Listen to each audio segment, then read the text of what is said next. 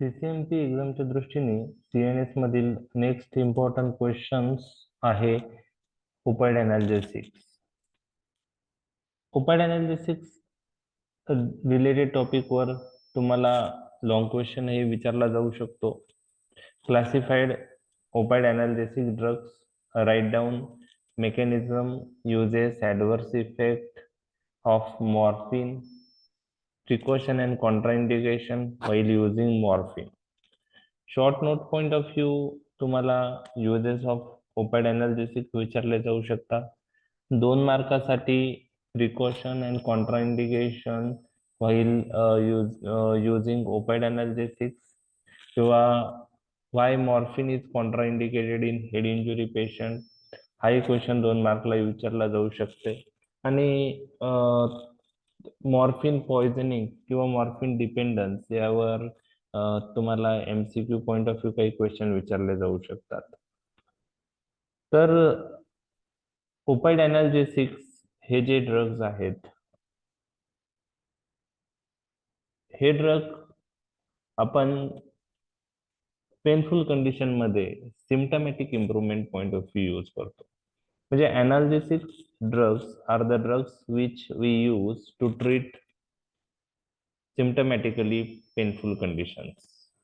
अल्जेसिया म्हणजे पेन आणि analgesics means the drugs which relieve pen.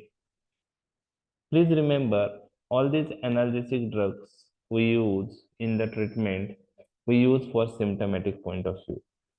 आणि analgesic point of view 2 group प्रामुख्याने use केले जातात.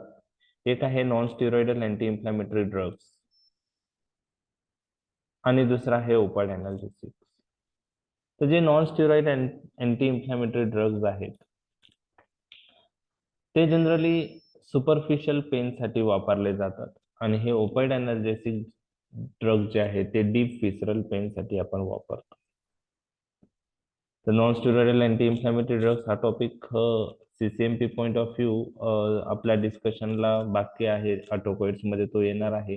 त्यावेळेस मी non steroidal anti inflammatory drugs detail discuss करणार आहे. आणि day to day clinical practice मध्ये तुम्ही खूप साऱ्या कंडिशन्स पेनफुल कंडिशनसाठी ट्रीटमेंट पॉइंट ऑफ व्ह्यू हे ड्रग्ज यूज केले असतील. त्यामुळे तुम्हालाही ह्या ड्रग विषयी माहिती आहे. Non steroidal anti inflammatory drugs जसं आयबुप्रोफेन, कीटोप्रोपेन, त्यानंतर पॅरासिटामॉल आहे, त्यामध्ये सिलेक्टिव्ह कॉक्स 2 इनिबिटर आहेत. खूप सारे non steroidal anti inflammatory drugs स्वतः मार्केटमध्ये अवेलेबल आहे.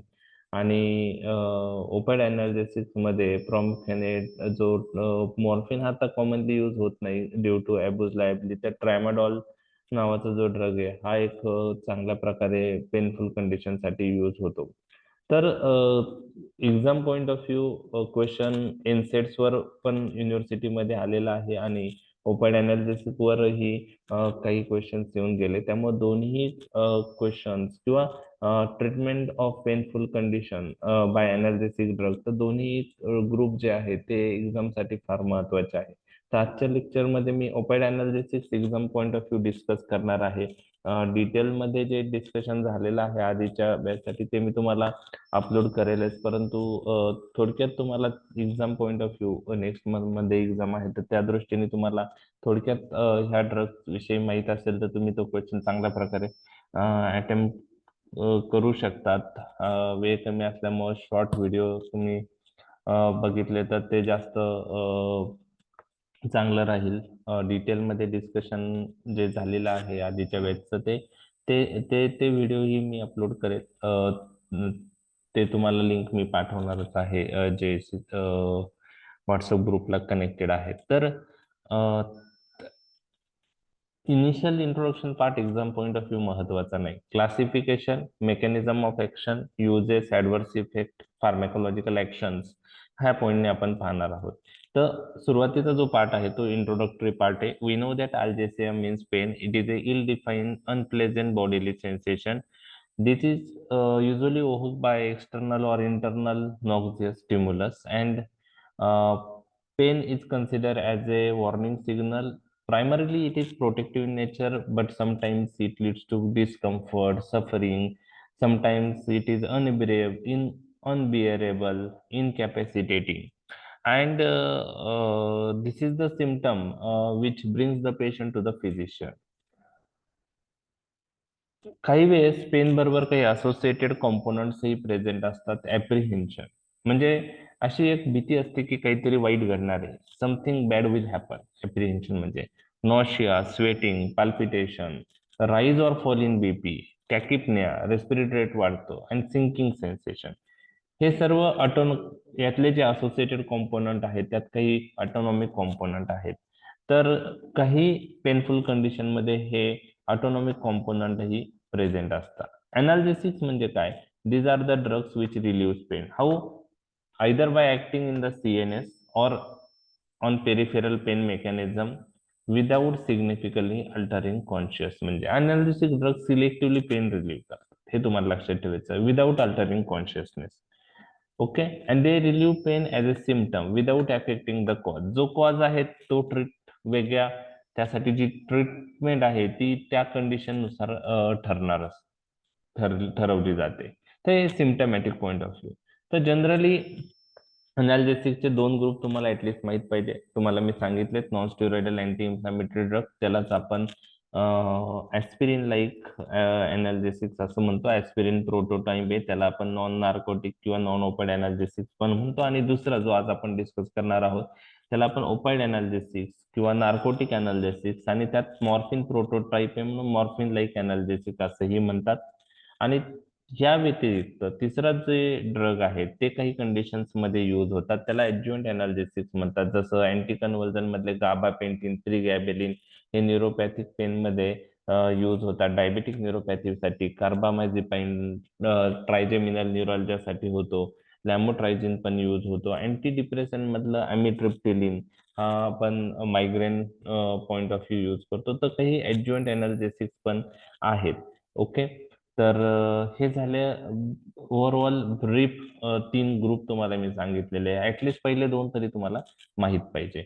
आता ओपाइड अनाल्जेसिक्स हे जे ड्रग आहेत, काही नॅचरली ऑप्टेन केले जातात, काही सेमी सिंथेटिक आहे, म्हणजे नॅचरल ड्रग सबस्टन्स जे पासून जे ड्रग ऑप्टेन होतं त्याला मॉडीफाय करून, आणि काही सिंथेटिक आहे.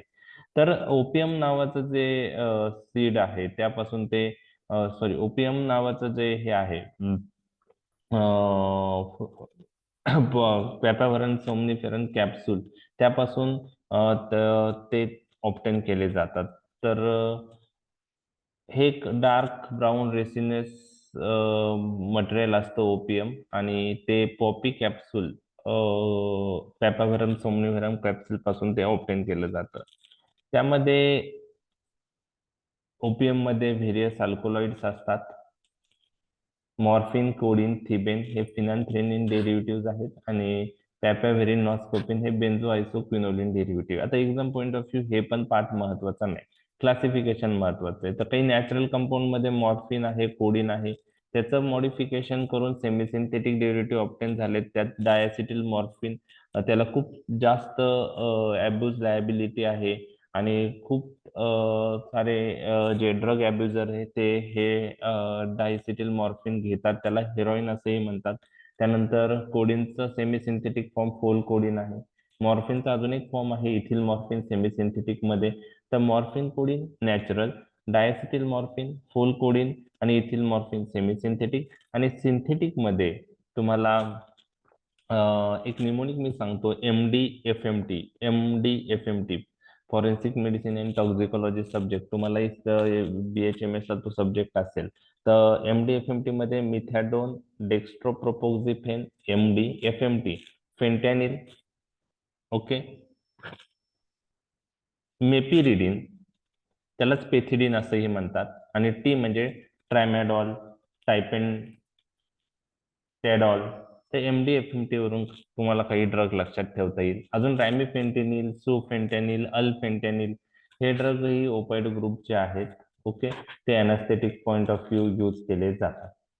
आता मेकॅनिझम मध्ये ऍटलिस्ट वन वर्ड मध्ये जर मेकॅनिझम ऑफ ऍक्शन ओपाइड अनाल्जेसिसची लक्षात ठेवायची असेल, तर ओपाइड opioid analgesics act by producing agonistic effect on opioid receptor. There are three types of opioid receptor: mu, kappa, delta. So these drug produce their effect by acting as agonist on opioid receptor mu, kappa, delta. जर मॉर्फिनचा जर विचार केला, morphine जो आहे तो mu रिसेप्टरवर त्याची strong अगोनिस्टिक action आहे, कॅपा आणि डेल्टा रिसेप्टरवर मॉडरेट अगोनिस्टिक ऍक्शन आहे. काही ड्रग असे पण आहेत की काही रिसेप्टरवर अगोनिस्ट आहे, काही रिसेप्टरवर अँटागोनिस्ट. ते agonist antagonist point of view जे ड्रग आहेत ते मी सगळ्यात शेवटी डिस्कस करणार आहे, त्यात आता आपण डिटेलमध्ये जाणार नाही. तर all these opioid analgesics produce their action through opioid receptor. These drugs are agonist on opioid receptor. They produce agonistic effect. They are agonistic at opioid receptor, and there are three types of opioid receptor: mu, kappa, delta. एवढंच तुम्हाला mechanism मध्ये mention करायचं आहे. आता फार्मॅकोलॉजिकल action मॉर्फिनचा जर विचारल्या तर आता बेसिकली तुम्हाला CNS point of view action mention करायचे आहेत. त्यानंतर या व्यतिरिक्त neuro endocrine action, CVS action, GIT action आणि action on other smooth muscle हे ऍक्शन आहे. आणि सीएनएस पॉइंट ऑफ व्ह्यू जवळजवळ 11 ऍक्शन मी तुमच्याशी डिस्कस करणार आहे.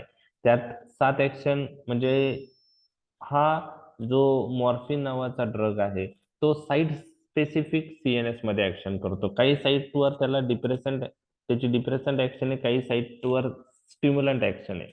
तर 7 depressant, 4 stimulant, total 11 CNS related action. नंतर बाकी ऑर्गन सिस्टीमचा जर विचार केला तर एंडोक्राइन सिस्टीम किंवा न्यूरो एंडोक्राइन, सीव्हीएस, जीआयटी आणि अदर स्मूथ मसल ह्या असं तुम्हाला ऍक्शन लक्षात ठेवायचे आहे. ओके. तर यामध्ये डिप्रेशन मध्ये 7 ऍक्शन आहेत: अनाल्जेसिक action, सिडेटिव्ह effect, mood and subjective effect हे 3, आणि त्यानंतर एक निमोनिक मी तुम्हाला सांगणार आहे आरसीटीव्ही. म्हणजे आरसीटीव्ही म्हणजे काय? Respiratory centre, cough centre, temperature regulating centre आणि व्हॅसोमोटर सेंटर हे 4 सेंटर आरसीटीव्ही. तर हे 7 ऍक्शन, ह्या 7 ठिकाणचे ऍक्शन तुम्हाला माहित पाहिजे. आणि ह्या डिप्रेशन ऍक्शन. ओके. म्हणजे 4 सेंटर आरसीटीव्ही ज्यांचे ऍक्शन लगेच लक्षात राहतील ते सेंटर सेपरेट होणार आहे. ओके. तर analgesic, sedative effect, mood and subjective effect आणि RCTV, respiratory centre, cough centre, temperature regulating centre आणि V for vasomotor centre. V for vasomotor लक्षात ठेवा, वॅगल नाही. ओके. तर ह्या 7 डिप्रेशन ऍक्शन आपण पहिले पाहूया. तर मी एक्झाम पॉइंट ऑफ व्ह्यू काय काय लक्षात ठेवायचं त्यानुसार मी हा टॉपिक तुमच्याशी डिस्कस करत आहे. ओके. तर अनाल्जेसिक ऍक्शन पॉइंट ऑफ व्ह्यू तुम्हाला पहिले काही गोष्टी अशा सांगायच्या की कोणत्या टाईपचा पेन हे ड्रग जास्त बेटर रिलीव्ह करू शकतात. तर salient feature of morphine as analgesic, it is a strong analgesic as compare to NSAID. Opioid analgesic हे स्ट्रॉंग अनाल्जेसिक असतात. सुपरफिशियल पेन साठी एनसेड चांगले, but dull, poorly localise visceral pain साठी opioid अनाल्जेसिक like morphine चांगले आहे. Okay. त्यानंतर न्यूरोपॅथिक pen किंवा न्यूरायटिक pen पेक्षा नॉसिसेप्टिव्ह पेन चांगल्या प्रकारे रिलीव्ह होतं. नॉसिसेप्टिव्ह म्हणजे ते पेन रिसेप्टर थ्रू जे पेन होतं, जे नॉसिसेप्टिव्ह म्हणजे हे नॉसिसेप्टिव्ह रिसेप्टर्स जे आहे पेरिफेरल साईडला ते ऍक्टिव्हेट झाल्यानंतर जे पेन होतं ते पेन जास्त रिलीव्ह होतं न्यूरोपॅथिक किंवा न्यूरायटिक पेन. आणि इन्सेड्स असोसिएटेड कॉम्पोनंट काही कमी करत नाही, पण ओपाइड अनाल्जेसिक मॉर्फिन असोसिएटेड कॉम्पोनंट पण इम्प्रूव्ह करतात. मग देर लॉस ऑफ एप्रिहेन्शन होतं, फिवर, ऑटोनॉमिक इफेक्ट पण कमी होतात. म्हणजे palpitation, rise or fall in BP किंवा आपण टॅकिपनिया हे इफेक्ट पण इम्प्रूव्ह होतात. ओके. आणि इमोशनल कॉम्पोनंट आहे ते पण ओपाइड अनाल्जेसिक सप्रेस करतं. म्हणजे फिअर, एन्झायटी, स्ट्रेस जे आहे ते. म्हणजे हे सॅलियंट फीचर झाले. स्ट्रॉंग अनाल्जेसिक आहे, विसरल डीप पेन जे आहे ते जास्त प्रकारे चांगलं रिलीव्ह करतं, नॉसिसेप्टिव्ह पेन बेटर रिलीव्ह करतं, न्यूरोपॅथिक किंवा न्यूरायटिक पेन पण असोसिएटिव्ह कॉम्पोनंट ऑल्सो इम्प्रूव्ह होतात. ओके. हे तुम्हाला लक्षात ठेवायचं आहे. ओके. त्याचप्रमाणे इमोशनल कॉम्पोनंटही इम्प्रूव्ह होतात. त्यानंतर एनाल्जेसिक इफेक्ट कसा येतो, तर आता तुम्हाला तर हे झालेलं माहिती की this drug produce agonistic effect on mu kappa delta. मग एनाल्जेसिक पॉइंट ऑफ व्ह्यू कसं इफेक्ट येतो, तर जी ऍक्शन आहे मॉर्फिनची एनाल्जेसिक पॉइंट ऑफ व्ह्यू, त्याचे दोन कॉम्पोनंट, एक स्पायनल कॉर्डशी रिलेटेड ऍक्शन आहे, एक सुप्रास्पायनल म्हणजे ब्रेनशी रिलेटेड आहे. तर त्यात फक्त तुम्ही 2 लाईन मध्ये जरी मेन्शन केलं तरी चालेल. लॉंग क्वेश्चन 7.5 मार्क्सचा तुमचा असेल तर त्यात मेकॅनिझम तुम्हाला इतकी डिटेल लिहिणं शक्य नाहीये. त्यामुळं तुम्हाला एक लक्षात ठेवायचं आहे की दोन ठिकाणी त्यांची ऍक्शन आहे, स्पायनल कॉम्पोनंट आणि सुप्रास्पायनल. तुम्ही असंही म्हणू शकता morphine produce analgesic effect by producing its effect at spinal level and supraspinal level, म्हणजे त्यात तुम्हाला माहित आहे ते. तर आता कसं असतं पेन रिलीव्ह करण्याची ऍक्शन ती मी तुम्हाला सांगणार आहे. तर पहिले तुम्हाला पेनचा पाथवे माहित पाहिजे. म्हणजे पेरिफेरल साईटचे नॉसिसेप्टिव्ह रिसेप्टर ऍक्टिव्हेट झाल्यानंतर पेन हे पेन पाथवेने जो ऍफरंट पाथवे म्हणजे पेरिफेरल साईट कडून ब्रेन कडे जाणारा पाथवे, तर तिथून सिग्नल हे ब्रेन कडे जातात आणि ब्रेन मध्ये त्याच्यात प्रोसेसिंग होते आणि नंतर त्यानुसार रिस्पॉन्स येतो, इंटरप्रिटेशन होतं. ओके, तर पेनचा जो पाथवे आहे त्यात जे ऍफरंट फायबर आहे, तर हे ऍफरंट फायबर जे आहे ते सी फायबर आणि ए डेल्टा फायबर आहे. आणि ते हे ऍफरंट फायबर जे आहे तर हे पहिले जे आहे त्याला प्रायमरी ऍफरंट न्यूरॉन असं म्हणतात. आणि हे स्पायनल कॉर्ड आहे. स्पायनल कॉर्ड मध्ये जे डॉर्सल हॉर्न आहे तिथे हे प्रायमरी ऍफरंट न्यूरॉन काय करतात, डॉर्सल हॉर्न मध्ये एक्साइटरी न्यूरोट्रान्समीटर रिलीज करतात. आणि त्यामुळं जे पोस्ट सिनॅप्टिक न्यूरॉन जे आहे तिथं एक्साइटरी न्यूरोट्रान्समीटर त्यांच्या रिसेप्टरवर ऍक्ट होऊन हे स्पायनोथॅलॅमिक ट्रॅक ऍक्टिव्हेट करून सिग्नल्स ब्रेनकडे पाठवतात. ओके, आणि ब्रेनमध्ये गेल्यानंतर त्या सिग्नलचं इंटरप्रिटेशन होतं. ओके, तर असा हा पेन पाथवे आहे. तर डॉर्सल हॉर्न तिथं सबस्टेन्सिया जिलेटिनोसा आहे, तिथं ओपाइड एनाल्जेसिक मॉर्फिन ऍक्ट होतात आणि ब्रेनमध्ये ऍक्ट होतात. तर ओपाइड रिसेप्टर हे प्रायमरी ऍफरंट न्यूरॉनवर प्रेझेंट आहे, म्हणजे ह्या न्यूरॉनवर, आणि ते काय करतात, ते जर ऍक्टिव्हेट झाले मॉर्फिननी तर प्रायमरी ऍफरंट न्यूरॉन मधून डॉर्सल हॉर्न मध्ये सबस्टेन्सिया जिलेटिनोसा मध्ये जे एक्साइटरी न्यूरोट्रान्समीटर रिलीज होतात ते होणार नाही. आणि एक्साइटरी न्यूरोट्रान्समीटर रिलीज झाले नाही तर पोस्ट सिनॅप्टिक रिसेप्टर जे आहे ते ऍक्टिव्हेट होणार नाही आणि पेन पाथवे पुढं पेन सिग्नल पुढं ट्रान्समिट होणार नाही. तर ही झाली स्पायनल लेवलवरची action. Okay, in the dorsal horn at substantia gelatinosa these drug morphine like drug inhibit release of excitatory neurotransmitter from primary afferent neuron by acting through opioid receptor present on primary afferent neuron. Okay, दुसरा जो action आहे ती सुप्रास्पायनल आहे. सुप्रास्पायनल मध्ये काय होतं, interpretation होतं. तर हे interpretation morphine like drugs inhibit करतात. ओके, जे पेन सिग्नल्स ब्रेन मध्ये येतात तिथं ब्रेन मध्ये आल्यावर तिथं प्रोसेसिंग आणि इंटरप्रिटेशन होतं. तर in supraspinal level morphine like drug interfere with processing and interpretation of pain impulses. मग त्या साईट नाही लक्षात राहिल्या कुठे आहेत ब्रेन मधल्या ते चालू शकतं. त्या साईट आहेत medulla, periaqueductal, grey matter, limbic and cortical area. या एरियामध्ये processing and interpretation of pain impulses morphine interfere करतं, अल्टर करतं. हे तुम्हाला लक्षात ठेवायचं. हे एक सुप्रास्पायनल ऍक्शन झाली. अजून एक सुप्रास्पायनल ऍक्शन आहे की morphine like drug increases release of inhibitory neurotransmitter through descending pathway at spinal cord.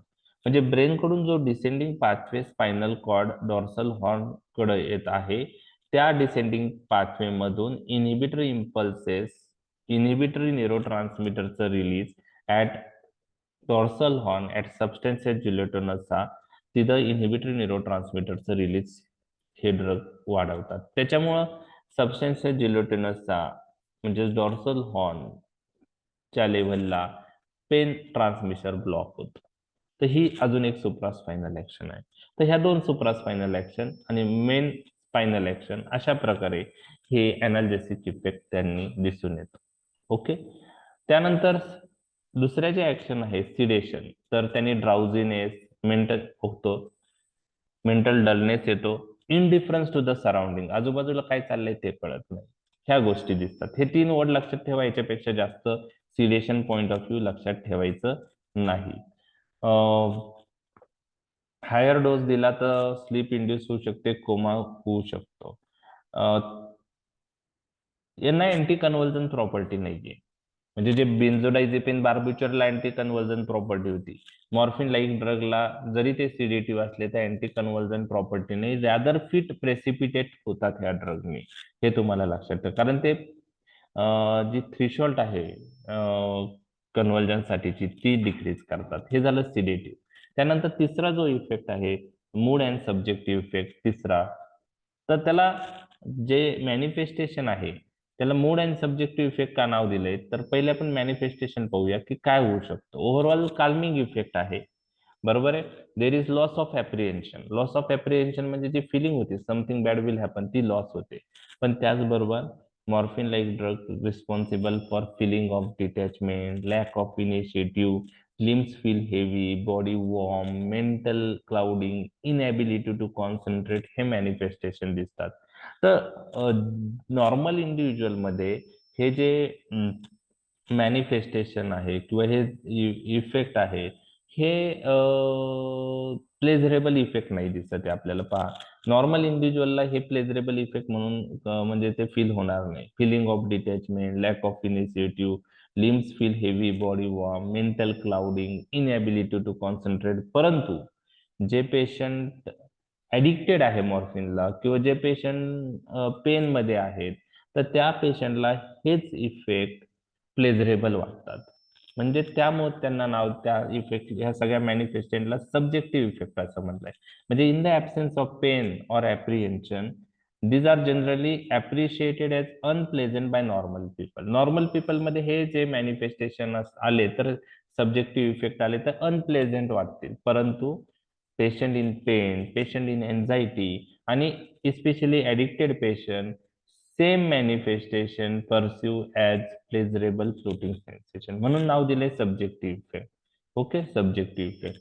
त्यानंतर चार ज्या बाकीच्या गोष्टी आहेत, चार depression action, RCTV, respiratory centre depress होतात, कफ सेंटर सप्रेस होतात, टेम्परेचर रेग्युलेटिंग सेंटर सप्रेस होतात आणि व्हॅसोमोटर सेंटर सप्रेस होतात.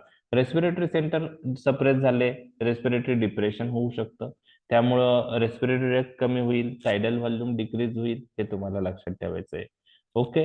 जनरली थेरापेटिक डोसला रेस्पिरेटरी सेंटर सिग्निफिकंटली सप्रेस होत नाही, परंतु ज्या पेशंटला अदर कंडिशन्स आहेत, अदर कोमॉर्बिडिटीज आहे, अस्थमा आहे, सीओपीडी आहे, लिव्हर आणि किडनी प्रॉब्लेम असेल तर मॉर्फिनचं मेटाबॉलिझम एक्सक्रिशन अफेक्ट होतंय, किंवा cor pulmonale right side heart failure आहे, अशा पेशंटमध्ये सिग्निफिकंट रेस्पिरेटरी डिप्रेशन दिसू शकतं, हे तुम्हाला लक्षात आहे. त्याचप्रमाणे हेड इंजुरीच्या पेशंटमध्ये थेरापेटिक डोसला जनरली नॉर्मल इंडिव्हिज्युअलमध्ये रेस्पिरेटरी डिप्रेशन सिग्निफिकंट नसतं, पण जर हेड इंजुरीचा पेशंट असेल आणि त्यात थेरापेटिक डोस मॉर्फिनचा जरी दिला तरी सिग्निफिकंट रेस्पिरेटरी डिप्रेशन तुम्हाला त्या पेशंटमध्ये दिसू शकतं. आणि death may occur due to respiratory failure. त्यामध्ये जे 3 ड्राईव्ह आहे, न्यूरोजेनिक, हायपरकॅप्निक आणि hypoxic drive, step by step suppress होतात.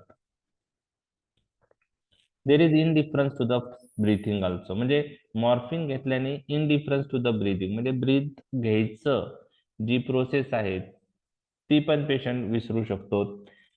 जे ऍप्नियामध्ये पेशंट आहे त्यांना आपण जर कमांड केली तर त्यावेळेस ते ब्रीथ घेतात.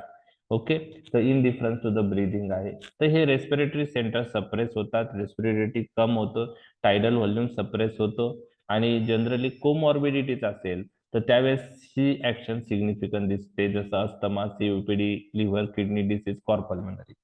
कप सेंटर सप्रेस होता म्हणून कोडिन नावाचा जो ड्रग आहे सेंट्रल कप सप्रेसरंट म्हणून आपण ड्राय कप मध्ये यूज करतो. टेम्परेचर रेग्युलेटिंग सेंटर सप्रेस होतात, त्यामुळे hypothermia seen in cold surrounding, vasomotor centre suppress होतात, त्यामुळे हायपोटेन्शन पेशंटला दिसू शकतं. हायपोटेन्शन अजून हिस्टामाइन रिलीज झाल्यामुळं व्हॅसोडायलेटेशन झाल्यामुळं ही होतं आणि डायरेक्ट ऍक्शन मॉर्फिनची व्हॅसोडायलेटेशन आहे. त्यामुळं ह्या 3 मेकॅनिझम एकत्र येऊन cardiovascular point of view hypotension effect मॉर्फिनमुळे दिसून येतो. तर हे 7 डिप्रेसंट ऍक्शन आपण बघितलेत. Analgesic, sedation, mood and subjective effect, RCTV, respiratory centre, cough centre, temperature regulating centre आणि व्हॅसोमेटर सेंटर सप्रेशन. आता मॉर्फिन काही ठिकाणी CNS स्टिम्युलंट ऍक्शन पण दाखवतो. कोणते आहेत? CTZ stimulation. मग यात therapeutic dose morphine produces not vomiting, but at higher dose, at poisoning dose, vomiting centres are suppress. त्यामुळं तुम्हाला लक्षात ठेवायचं की थेरॅप्युटिक डोसला दिलं तर ओमिटिंग होते, okay, due to stimulation of CTZ. पण लार्ज डोसला ओमिटिंग सेंटरही सप्रेस होता. त्यामुळं पॉइझनिंग मध्ये इमेटिंग देऊन पण फायदा नसतो, म्हणजे कारण ओमिटिंग सेंटर सप्रेस झालेला असतं. त्यामुळे emetic should not be tried in morphine poisoning. त्यानंतर इडिंजर वेस्पाल न्यूक्लियस ऍक्टिव्हेटेड, आणि त्याच्यामुळं it is a nucleus of third cranial nerve. त्याच्यामुळं तो न्यूक्लियस ऍक्टिव्हेट झाल्यामुळं if efferent pathway through there is release of acetylcholine in the eye, आणि त्याच्यामुळं circular muscle of iris contract होता, pupil size कमी होते. आणि तुम्हाला एक लक्षात ठेवायचं आहे की मॉर्फिन टॉपिकली दिला तर मिओसिस नाही करत.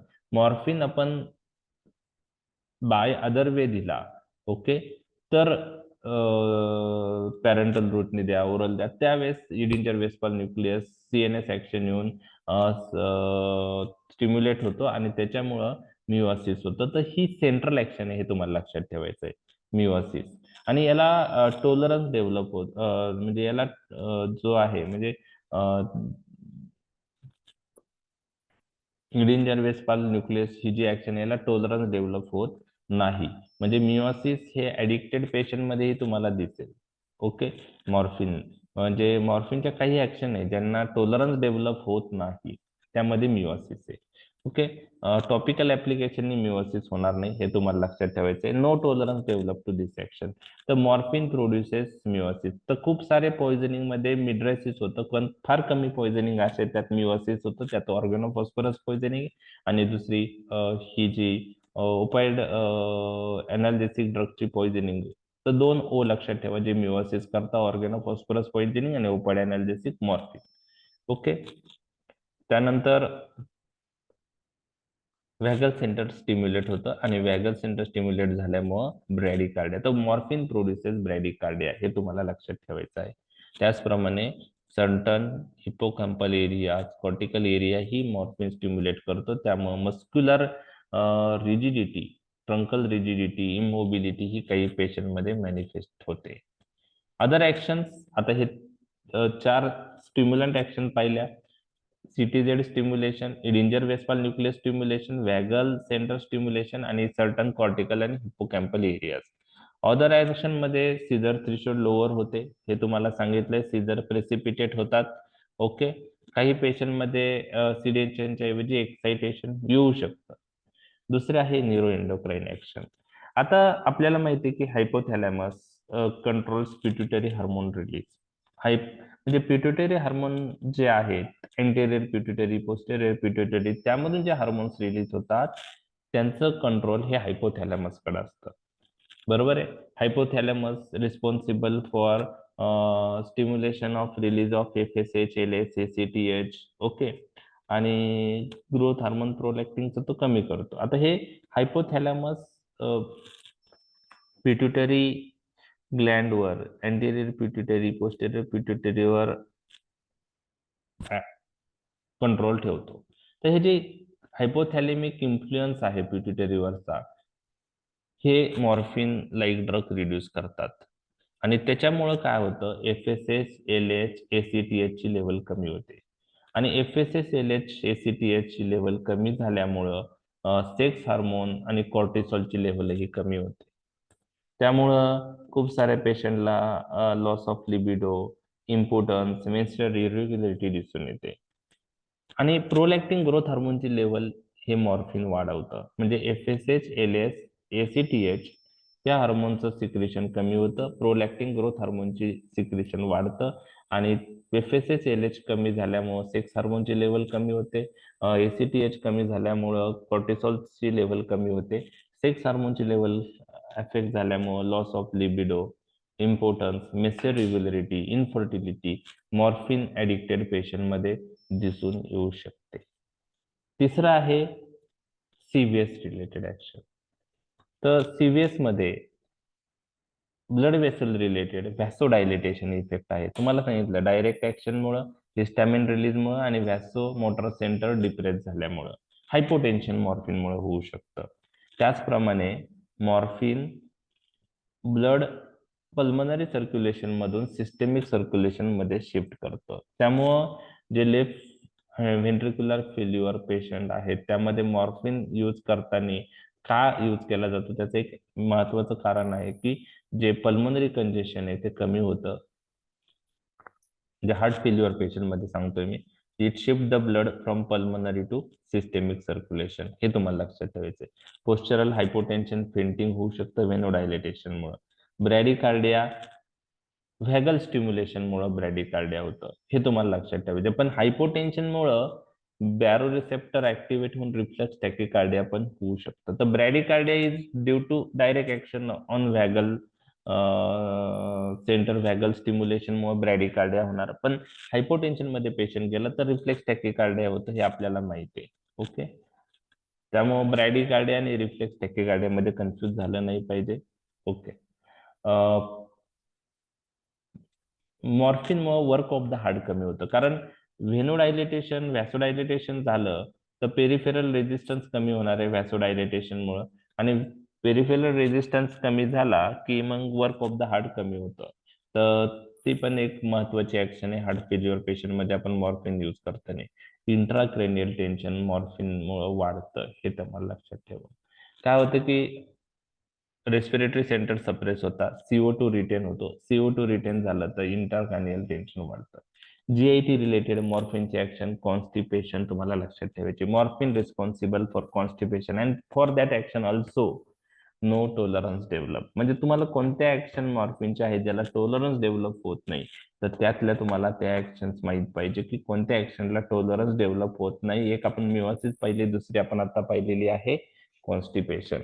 तर मॉर्फिन कॉन्स्टिपेशन कसं करतं हे पण तुम्हाला माहित पाहिजे. आता डिटेलमध्ये माहित नसलं तरी चालू शकतं, कारण ते 4 ते 5 ऍक्शन लिहायला लॉंग क्वेश्चन मध्ये तेवढं पॉसिबल नाही. फक्त कॉन्स्टिपेशन मेन्शन केलं तरी चालतात. आणि त्यामुळे काही ओपाइड रिसेप्टरवर ऍक्ट होणारे ड्रग आपण अँटी मोटिलिटी म्हणून यूज करतो.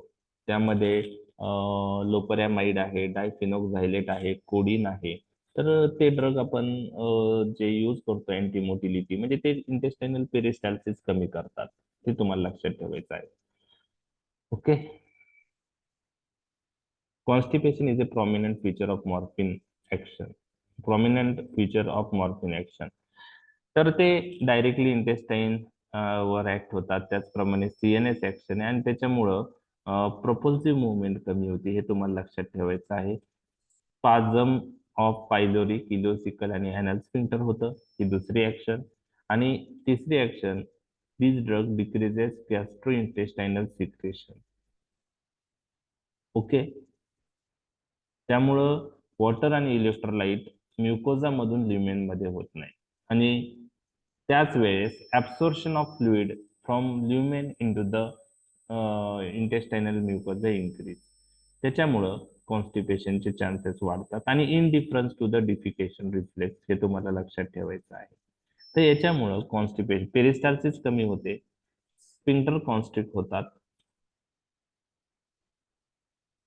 गॅस्ट्रोइंटेस्टायनल सिक्रेशन डिक्रीज होतं, आणि absorption of the fluid from lumen into the intestinal mucosa increase होतं.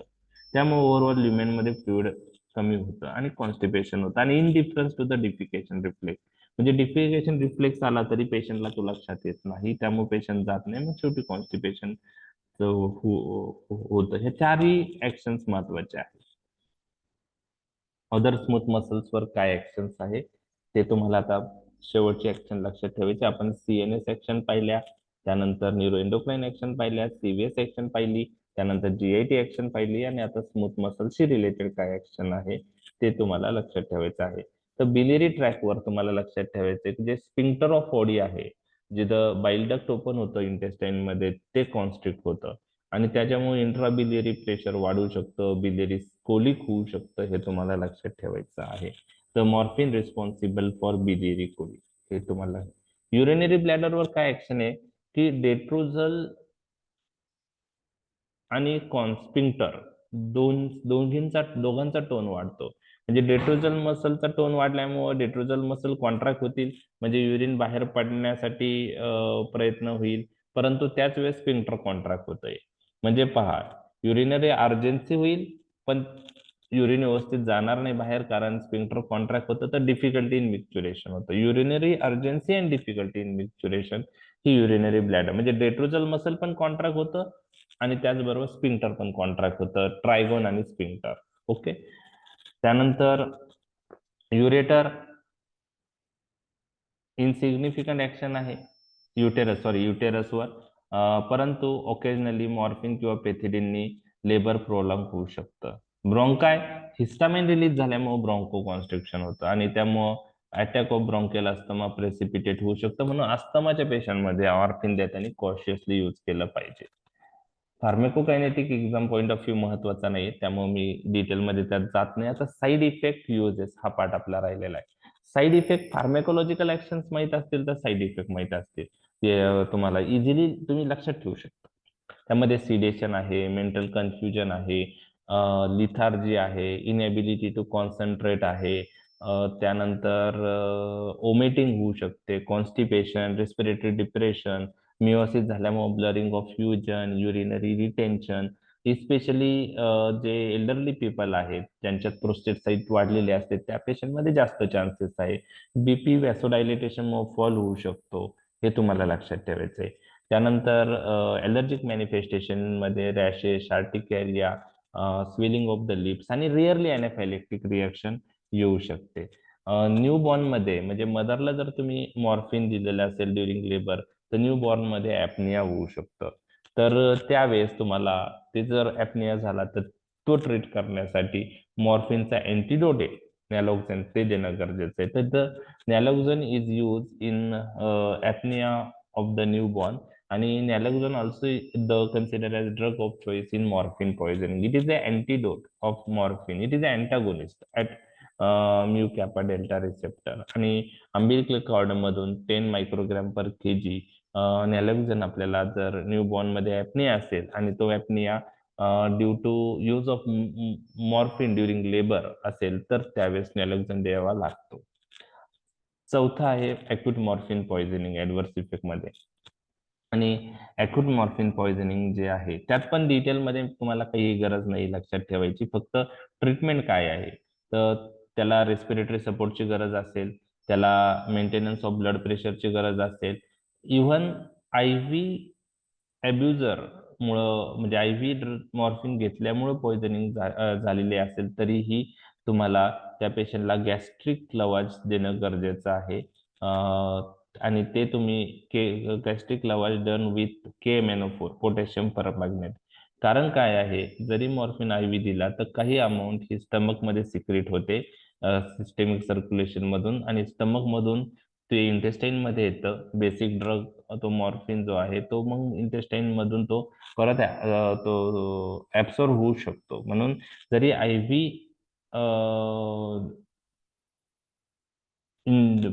अब्युजर, म्हणजे IV ड्रग अब्युजर मध्ये जी पॉइझनिंग होते, म्हणजे IV ड्रग घेतलेले असेल मॉर्फिन, तरीही गॅस्ट्रिक लवाज गरज असते. म्हणजे सिम्टमॅटिक ट्रीटमेंट मध्ये BP maintenance, respiratory support, positive pressure ventilation, कारण रेस्पिरेटरी डिप्रेशन झालेलं असतं, त्यानंतर गॅस्ट्रिक लवाज विथ KMnO4, आणि drug of choice for morphine poisoning is नॅलोक्झन.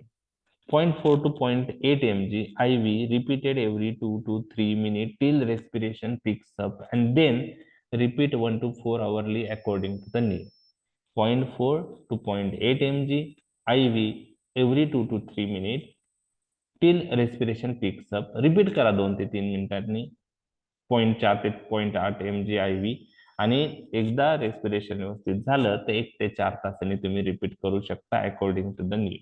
नॅलोक्झेन is a specific antagonist of choice of morphine poison. म्हणजे morphine poisoning साठी drug of choice naloxone आहे, हे तुम्हाला लक्षात ठेवायचं आहे. नॅलोक्झेन. ओके. त्यानंतर टोलरन्स अँड डिपेंडन्स हा ऍडव्हर्स इफेक्ट आपण पाहणार आहे. तर खूप साऱ्या मॉर्फिनच्या ऍक्शनला टोलरन्स डेव्हलप होतो, म्हणजे सेम इफेक्ट येण्यासाठी हायर डोसची गरज पडते.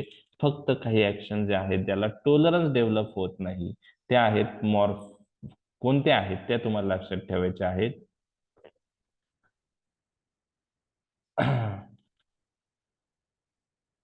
एक आहे कॉन्स्टिपेशन, त्याला टोलरन्स डेव्हलप होत नाही. दुसरी आहे मिओसिस, त्याला टोलरन्स डेव्हलप होत नाही. ओके. आणि प्रो कन्व्हर्जंट ऍक्शन, याला टोलरन्स डेव्हलप होत नाही. बाकी याच्यातलं काही लक्षात ठेवू नका. आणि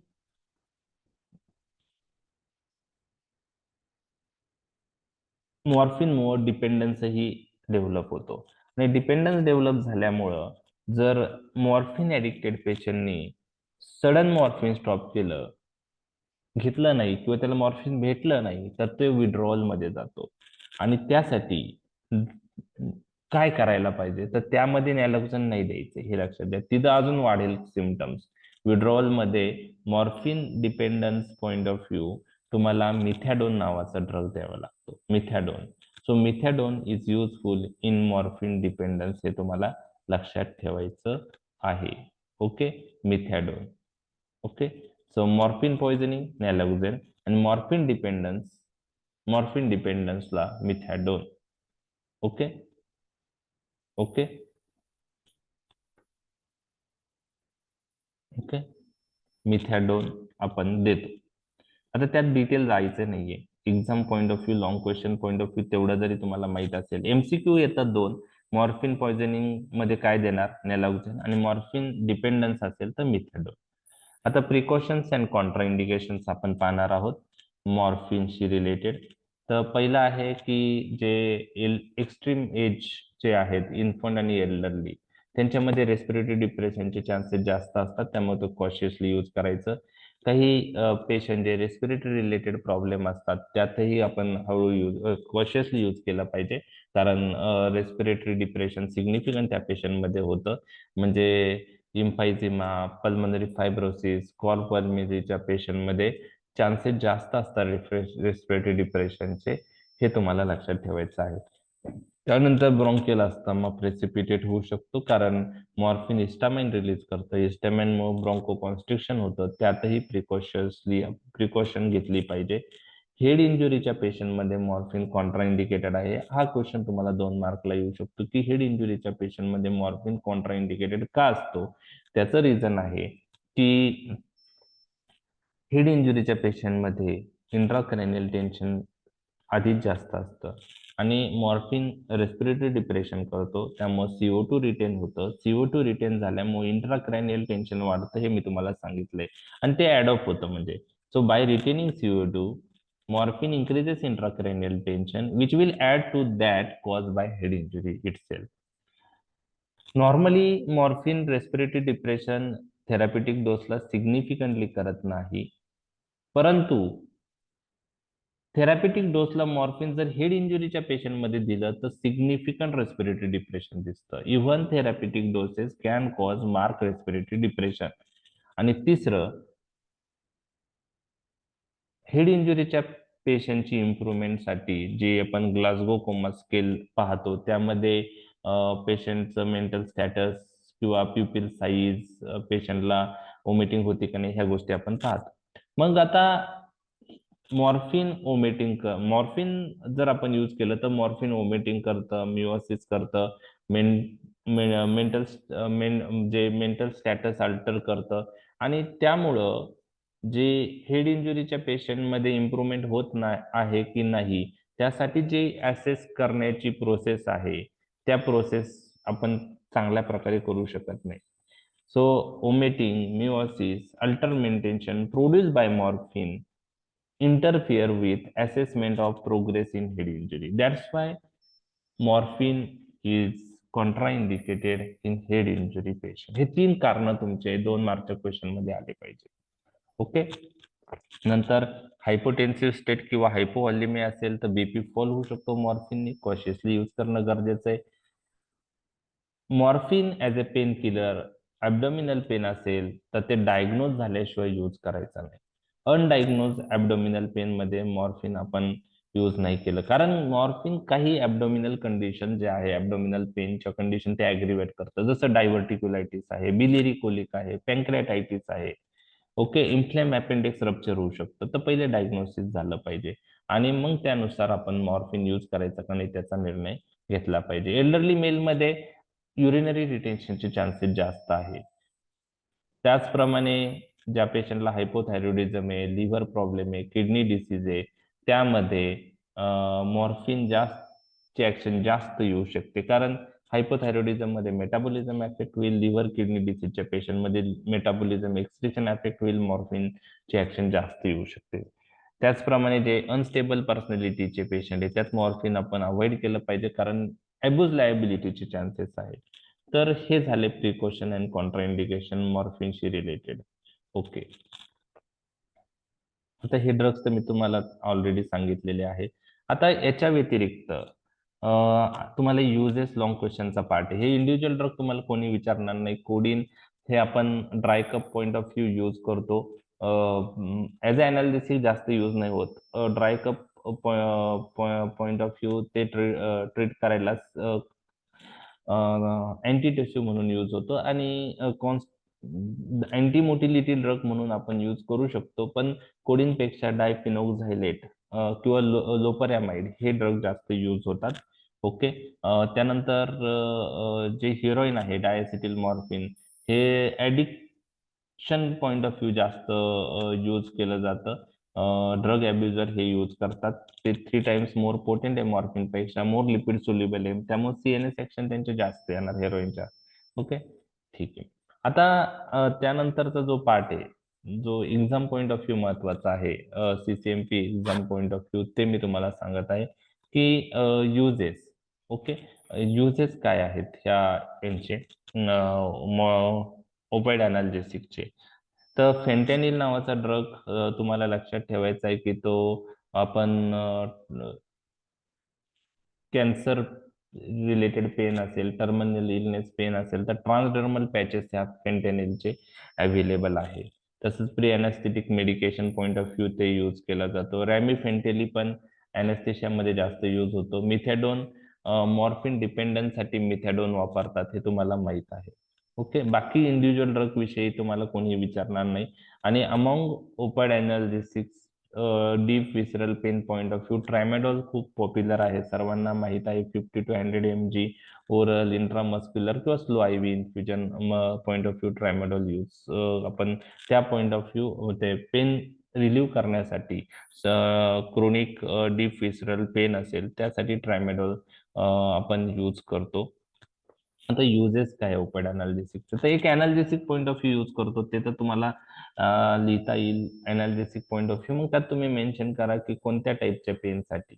ओके. सिव्हिअर पेन असेल, विसरल पेन असेल, जनरली जे traumatic, visceral, ischemic, post operative, burn, cancer pain, renal colic, यामध्ये आपण मॉर्फिन लाईक ड्रग यूज करतो. ओके. मॉर्फिन किंवा त्याच्या ग्रुपमधले दुसरे ट्रायमॅडॉल असेल.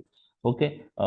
पहिले एम आयच्या पेशंटमध्ये morphine as a ischemic pain point of ischemic pain treat करण्यासाठी वापरला जायचा, परंतु आता त्याचा यूज करताना काही ठिकाणी तो फ्रीली अवेलेबल नाहीये, त्यामुळे रिस्ट्रिक्शन आहे. तर मॉर्फिनच्या ऐवजी बुप्रेनॉर्फिन ही पेन रिलीव्ह साठी, इच्छेमिक पेन रिलीव्ह करण्यासाठी वापरला जातो. आणि आता जीटीएन पण एम आयच्या पेशंटमध्ये पेन रिलीव्ह करण्यासाठी वापरला जातो. Pethidine obstetric analgesia point of view जास्त पॉप्युलर आहे. ओके. त्यानंतर जे टर्मिनल इलनेस आहेत त्यामध्येही आपण हे ड्रग्ज यूज करतो. ओके. न्यूरोपॅथिक पेनसाठी लेस इफेक्टिव्ह आहे हे ड्रग, त्यामध्ये प्रिगॅबेलिन, ॲमिट्रिप्टिलिन, दुलॉक्सिटिन हे ड्रग आपण यूज करतो. फेंटॅनिल ट्रान्सडर्मल पॅच अवेलेबल आहे, क्रोनिक पेनसाठी यूज केला जातो तो. बुप्रेनॉर्फिन आपण क्रोनिक पेनसाठी यूज करू शकतो. तर deep visceral pain, traumatic, ischemic, post operative, burn, cancer related pain, renal colic या कंडिशन मध्ये अनाल्जेसिक पॉईंट ऑफ व्ह्यू आपण ओपाइड अनाल्जेसिक यूज करतो. युजेस मध्ये काय होतं की ओपाइड अनाल्जेसिकचे अनाल्जेसिक सोडून कोणते युजेस आहेत ते लक्षात राहत नाही, ते तुम्हाला लक्षात ठेवायचे. ओके, ते तुम्हाला लक्षात ठेवायचे. प्री अनास्थेटिक मेडिकेशन म्हणून आपण हे ड्रग यूज करतो. त्याचप्रमाणे बॅलन्स अॅनेस्थेशिया आणि सर्जिकल अनाल्जेसिया पॉईंट ऑफ व्ह्यू हे ड्रग आपण यूज करतो. त्याचप्रमाणे एन्झायटी आणि ॲप्रिहेन्शन पासून रिलीफ मिळण्यासाठी हे ड्रग यूज केले जातात. त्याचप्रमाणे लेफ्ट व्हेंट्रिक्युलर फेल्युअर किंवा पल्मनरी इडिमा यातही मॉर्फिन यूज केलं जातं. तर तो कसा इफेक्टिव्ह आहे हे 2 मार्कला जर विचारलं तर पहिले एक गोष्ट की तो व्हॅसोडायलेटेशन करतो. त्यामुळं काय होतं की पेरिफेरल रेजिस्टन्स कमी होतो, peripheral pulling of the blood होतं व्हेनोडायलेटेशनमुळं. त्यामुळं व्हेनोडायलेटेशन झाल्यामुळं प्रीलोड कमी होतो, प्रीलोड कमी होतो हार्टवरचा. ओके. त्यानंतर मी तुम्हाला सांगितलं होतं की morphine shift the blood from pulmonary circulation to systemic, त्यामुळे पल्मनरी कंजेशन कमी होतं, हे तुम्हाला लक्षात ठेवायचं आहे. आणि रेस्पिरेटरी डिप्रेशन, रेस्पिरेटरी सेंटर ते डिप्रेस करतं, त्याच्यामुळं एअर हंगर आणि डिसपनिया पण जे आहे ती इम्प्रूव्ह होतं. तर अलाइंग एअर हंगर आणि डिस्पनिया. आणि चौथा आहे सिम्पॅथेटिक स्टिम्युलेशन जे आहे ते पण ते मॉर्फिन कट करतं, cut down sympathetic stimulation. Sympathetic stimulation झालं तर हार्ट ची ऍक्टिव्हिटी वाढणार, हार्टवर लोड येणार, वर्क वाढणार.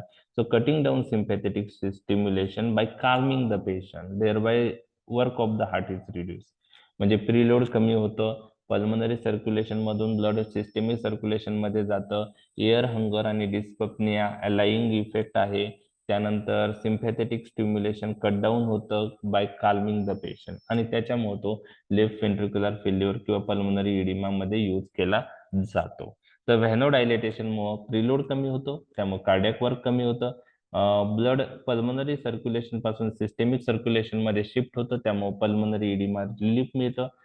पेशंटला काम करता हे ड्रग मॉर्फिन, त्याच्यामुळे सिम्पॅथेटिक ऍक्टिव्हिटी कमी होते, वर्क ऑफ द हार्ट कमी होतं, रेस्पिरेटरी सेंटर डिप्रेस होतात, त्यामुळं एअर हंगर कमी होते, एअर हंगर, आणि त्याच्यामुळं मॉर्फिन लेफ्ट व्हेंट्रिक्युलर फेल्युअर मध्ये आपण यूज करू शकतो. म्हणजे opioid analgesic point of view use करतात, प्री अनास्थेटिक मेडिकेशन मध्ये यूज करतात, त्यानंतर बॅलन्स अनेस्थेशिया म्हणून यूज केला जातो, आणि त्यानंतर एन्झायटी ऍप्रिहेन्शन कमी करण्यासाठी वापरला जातात, लेफ्ट व्हेंट्रिक्युलर फेल्युअर मध्ये पण होतो. आणि त्यानंतरचे यूज आहेत कप सप्रेशन म्हणून ड्राय कप मध्ये, आणि अँटी मोटिलिटी ड्रग म्हणून आपण नॉन इन्फेक्टिव्ह डायरिया मध्ये ते यूज करू शकतो. तर हे झाले ओपाइड अनाल्जेसिकचे युजेस. तर हे सगळे ड्रग आपण बघितलेले आहेत. आता अजून काही ड्रग बुक्स मध्ये मेन्शन आहे. काहींना अगोनिस्ट अँटागोनिस्ट प्रॉपर्टी आहे, त्यात नॅलॉर्फिन, पेंटाझोसिन, ब्युटॉरफेनॉल आहे, किंवा बुप्रेनॉर्फिन हा म्यू अगोनिस्ट आणि कॅपा अँटागोनिस्ट आहे, आणि प्युअर अँटागोनिस्ट मध्ये नॅलोक्झॉन, नाल्ट्रेक्झॉन आणि नाल्मिफेन आहे. तर नॅलोक्झॉन तुम्हाला मी सांगितलं it is the drug of choice in morphine poisoning. त्यामुळं हे ड्रग लक्षात राहिले तर ठीक आहे, नाही राहिले तर इट्स ओके, क्लासिफिकेशन मध्ये तुम्ही ऍड करू शकता. परंतु सगळे इतके सारे ड्रग लक्षात ठेवायला अवघड आहे. एमसीक्यू पॉईंट ऑफ व्ह्यू नॅलोक्झॅन आपण मॉर्फिन पॉइझनिंग मध्ये देतो, मिथॅडोन मॉर्फिन डिपेंडन्स मध्ये देतो. मॉर्फिनच्या कोणत्या ऍक्शनला टॉलरन्स डेव्हलप होत नाही, तर मिओसिस, कॉन्स्टिपेशन आणि प्रो कन्व्हर्जंट ऍक्शनला टॉलरन्स डेव्हलप होत नाही, हे तुम्हाला लक्षात ठेवायचं आहे. Morphine is contraindicated in head injury patient, हे तुम्हाला लक्षात ठेवायचं का आहे ते तुम्हाला सांगितले. मॉर्फिन ब्रॅडिकार्डिया करतो, हे तुम्हाला लक्षात ठेवायचं बाय ऍक्टिव्हेटिंग व्हॅगस सेंटर, हे तुम्हाला लक्षात ठेवायचं आहे. मिओसिस जी ऍक्शन मॉर्फिनची आहे ती सेंट्रल ऍक्शन आहे, टॉपिकल ऍप्लिकेशनने मिओसिस होत नाही, हे तुम्हाला लक्षात ठेवायचं आहे. तर एमसीक्यू चे काही 3-4 क्वेश्चन जे आहेत ते मी तुम्हाला सांगितलेले आहे. त्यात तुम्हाला मॉर्फिन हा जो ड्रग आहे हा नॅचरल ड्रग आहे हे तुम्हाला लक्षात ठेवायचं आहे. तर ओव्हरऑल एमसीक्यू पण मी इथे डिस्कस केले. तर एक्झाम पॉईंट ऑफ व्ह्यू ब्रीफमध्ये हा टॉपिक मी तुमच्याशी डिस्कस केलेला आहे. डिटेलमध्ये जो टॉपिक आहे तो पण त्याची लिंक पण मी देईल आणि ह्या आत्ताच्या रेकॉर्डिंग जे आत्ता करत आहे त्याची लिंक देतो. तर तुम्हाला तुमच्या कन्व्हिनियंटनुसार कोणता पाहायचा आहे ते तुम्ही डिसाईड करू शकतात. तर exam point of view open analysis काही फार महत्त्वाचा टॉपिक आहे CNFचा. त्यानुसार तुम्ही तो प्रिपेअर करावा. काही अडचण असेल तर व्हॉट्सअप ग्रुपवर तुम्ही मेसेज करू शकता. थँक्यू.